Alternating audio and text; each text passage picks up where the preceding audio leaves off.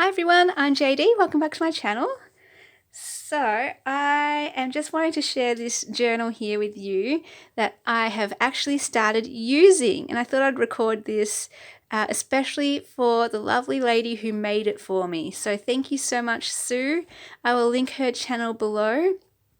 I think her channel now is called Art, Craft and Journals. It used to be called Mixed Media Craft Time, I think. But I'll link the new name. It's been the new name for a while now, but I keep getting them mixed up. So Sue, thank you so much. She must have watched some of my videos or one of my videos where I talked about my love of ballet, and she made me this and sent me this as a gift, and it was just so beautiful, such a wonderful, lovely surprise. And I've been sitting on this for a while. And some ladies, of course, did suggest use it to track my ballet journey. And I was like, I don't really journal about that. But something just happened over one of my classes that just really touched me and spoke to me. And I had a lot I wanted to write, and I could have done it in my own other journal. But I thought, hey, I have got a ballet journal. I've got a lot to write about ballet. Let me just start this ballet journal. So I have actually started it, and I used Sue actually included a few other goodies in it, so it's unembellished, but she added a few embellishments for me to stick into the journal. So that's what I'm going to do, and this is one of the ones that I stuck on the front page. And then over here I'm also collecting my own ballet items, so anytime I get them in Happy Mail or I see them in magazines or something, I'm just adding them to the collection. So this is one that I cut out from a magazine, or maybe I printed it out, can't remember. Anyway, so you can see I wrote a lot and this is me just using it as a writing journal, and I love that the pages are already interesting and fun and diverse and pretty, so that I can just use it as a writing journal. And I love that it came with an embellishment pack, so I can just decorate the pages here and there when I want to, but for the most part it's just a writing journal. And so in this writing session, all I did was just write about this moment where in class my dance teacher said that something about me dancing beautifully, and that she could tell I was dancing with correct technique, and she said that I could go for an exam, and she was really encouraging me to try for an exam, even just for a challenge for myself. And if I wanted to one day teach ballet, she said this would be good because the next exam after this one is the one where you can teach. And so she was just super encouraging. And you know, I better start from my ballet journey if those are new to my channel and don't know about it. When I was a kid, I always wanted to do ballet. It's one of the most beautiful things. It brings me to tears, just how beautiful it is. And yeah, I was always stretching and dancing as a kid, but only in my own room or house. I was I never tried new things as a kid. I was scared of trying new things, and yeah, I never did ballet basically as a kid because of that fear. And the dream was always there, though. I had dreams of being a ballerina, dancing, performing on stage. Not even that, but even just dancing and being a ballerina. I just wanted to be a ballerina. And then at the age of, getting older in my 20s, I'm thinking, oh, well, that dream's gone. That's too late now.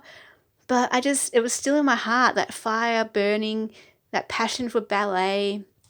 And then finally at the age of 26, I was just like, I'm going to do it. And I enrolled in an adult ballet class. So other things happened in my life where I overcame this fear of trying new things. And I just didn't care anymore about, what people thought or about failing. What I was more focused on was just doing what my heart is called to do and doing what I love. And so I did it. I enrolled in ballet, had to drive an hour to get there and an hour back, and it was kind of nerve-wracking because I didn't know where I was and, meeting all these new people. But I did it for 2 years, and it was actual ballerinas, like professional ballerinas who had retired from their career, who were teaching us. So, it was actually very professional, set up like a proper dance school, and you're getting the proper technique and training as an adult beginner. So I was very thankful for those 2 years in Melbourne. And then I moved to Bowen, and I thought, well, there goes that dream. I can't do ballet anymore because it's a small country rural town, as if they have adult beginner ballet classes, and if they even do have ballet classes at all. But then I found a school that does teach all ages, and they said I could join in with the high school age girls because no adults were doing ballet. And it worked out so well, because without those 2 years in Melbourne, I wouldn't have been able to join those high school girls, because those high school girls had been dancing for a while. And because I had those foundational years, those 2 years of technique, I could just slip in and join them. So I was so thankful for that. And now I've been dancing there for, I think, 4 years now. And it's surpassed all my dreams. I have performed on stage. I've danced ballet dances on stage quite a few times now. I've been in a musical. I have worn a tutu and tiara for one of the performances. That was one of my dreams, to wear a tutu and tiara. So I actually own a tutu and a tiara. And I got my demi-point shoes last year. And I also this year have my point shoes. Oh my gosh. And so this year I've started my demi-point classes, and then next year hopefully I'll start point classes. And so, the progression, the journey has just been amazing. And it just showed me, it's never too late to dream. It's never too late to go after your dreams and to follow your heart. And I was okay if I just did ballet, just, every week, once a week, just a class for fun. But the fact that I got to be able to perform on stage and be in a musical and wear a tiara and a tutu and now have point shoes, I'm just like, all my ballet dreams are coming true. Oh my gosh, my hair is there. Sorry, guys. All my ballet dreams are coming true at the age of, well, now I'm 34. So, I say that because it's never too late, guys. The ship hasn't sailed like I thought. We even had great opportunities with the Queensland Ballet coming up, and they took us and did a class with us, and I was just like, oh my gosh, this is amazing. Anyway, so when I don't actually think I'm a very good dancer because I don't have that training as a kid. Starting at 26, I feel like I'm lacking in so much foundation and so much technique. So for my teacher this year to say to me, you actually look like a dancer, you look like you've got the right technique, you're understanding it. I was just like, oh my gosh, thank you so much. And I was so moved. And the fact that she was so encouraging of me to, to go for an exam and maybe teach one day, I was just like, oh my gosh, so moved by that.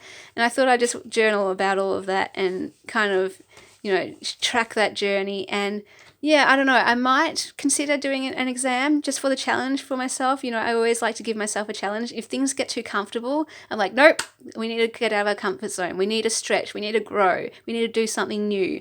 And so maybe that could be the challenge. And at the same time, I'm just going to listen to my heart though. And if my heart just says, don't make it stressful. Just do your classes because you simply enjoy it. I know myself, and I know that I get quite stressed over exams because I want to do well. And if I'm going to do something well, I'm going to put in all the hours, and all my energy will go into it. All my thought energy, mental energy will go into it. And I'm not sure if I necessarily want to do that. I've got other interests, Willowbound journals, writing, other interests that take up my time that I want to do as well. My heart wants to do this. That makes me happy. And so I'm just thinking maybe I can always do an exam later. I don't have to do it next year if I wanted to do it. But I can always tell in my heart, when I quiet down all those voices, my heart will either tell me, yes, do this challenge, or it will tell me, no, just do it for fun. And I'll be okay either way. So yeah, I was just talking about that in my journaling too, how, I can see the pros of giving myself a challenge and perhaps having that as a backup career option, teaching ballet, and having that as a dream of coming full circle, a little girl wanting to do ballet to then be able to teach other little girls to do ballet. Thought that might be fun, but at the same time, I know, my heart is just a dance. I don't care necessarily about performing on stage or doing an exam or getting a certificate. My heart is just a dance. And if I'm doing that, I'm happy. So yeah, we'll think about it, pray about it, all that kind of thing. But yeah, I thought I'll just share how I finally started using this journal, and then maybe I don't know, anytime else I get inspired to write about ballet, I'll write it here. I thought maybe now that I started it, I could track exercises that we're doing and just to help me remember them, little goals that I want to work on. I really want to work on turns. I really am bad at turns. I just don't have the balance. So I've just got to work on my strength, my balance, and, spotting.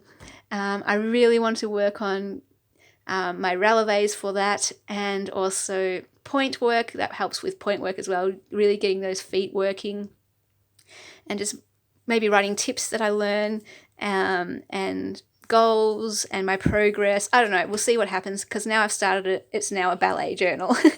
So I hope that's exciting for you, Sue, to see that I have actually finally used it and I am using it for ballet. So awesome. Thank you for this journal. It came at a really good time for me when I wanted to journal about all that. So yeah, thank you guys for watching and I'll see you in the next video. Bye.